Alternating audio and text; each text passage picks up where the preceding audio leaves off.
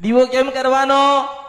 માતાજી તારો દીવો કર્યો, તું રાજી થજે, તું રાજી રહેજે. અને જીવનમાં જેટલા અંધારા છે ને, અમે અંધારામાં જીવીએ છે, તો જ્ઞાનનો પ્રકાશ આલજે. તો માતાજી રોજ નવું કઈક જ્ઞાન તમને આપ.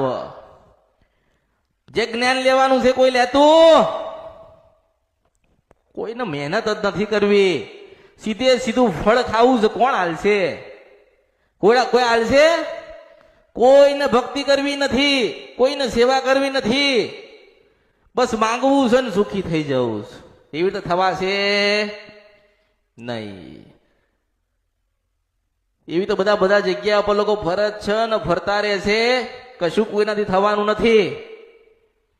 જ્યાં સુધી તમે પવિત્ર નહીં થાવ, તમારી અંદર ભક્તિ જન્મ નહીં લે, તમારી અંદર તમારી માનું ભજન ચાલુ નહીં થાય, ત્યાં સુધી જીવન પરિવર્તન નહીં થાય, નહીં થાય, નહીં થાય, નહીં થાય.